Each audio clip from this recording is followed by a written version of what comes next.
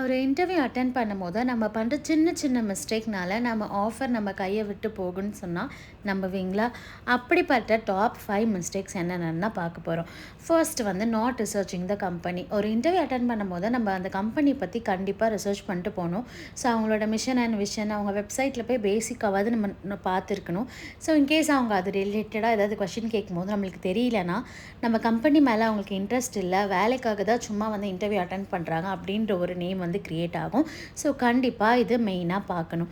Second வந்து not arriving late or too early. ஒரு 10 மணிக்கு இன்டர்வியூ சொல்லியிருக்காங்க அப்படின்னா ஒரு 9:50க்கு அங்கே ரீச் ஆகலாம், இல்லை ஒரு 10:10க்குள்ளே ரீச் ஆகலாம். ரொம்ப சீக்கிரமாக ரீச் ஆனாலும் இல்லை ரொம்ப லேட்டாக போனாலுமே அது ஒரு மாதிரி எம்பாரசிங்காக இருக்கும். ஸோ அந்த மிஸ்டேக்குமே கண்டிப்பாக பண்ணாதீங்க. ஸோ தேர்ட் வந்து புவர் கம்யூனிகேஷன். என்னன்னா லைக் புவர் கம்யூனிகேஷன்றது நம்மளோட கம்யூனிகேஷன் லெவல் மட்டும் கிடையாது. நம்ம கொடுக்குற one word answer okay yes அந்த மாதிரி கொடுக்குற ஆன்சர்ஸுமே வந்து புவர் கம்யூனிகேஷன் கீழே தான் வரும். ஸோ எப்போவுமே ஒன் வேர்ட் ஆன்சராக கொடுக்காதீங்க.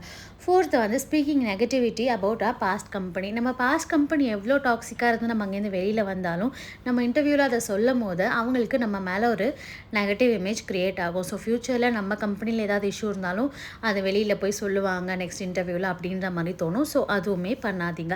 ஃபிஃப்த்து வந்து not asking question. So interview முடியும் போது do you have any questions அப்படின்னு கேட்கும்போது நோன்னு சொல்லாமல் what is your company vision, இல்லைனா வந்து உங்களோட ரோல்ஸ் பற்றியோ, இல்லை இங்கே வந்து எப்படி என்னோட ரோல் வந்து எப்படி பெர்ஃபார்மன்ஸ் மெஷர் பண்ணுவீங்க, அந்த மாதிரி ஜென்ரலாக ஏதாவது கொஸ்டின் கேளுங்க. எதுவுமே கேட்காமல் இருக்காதீங்க.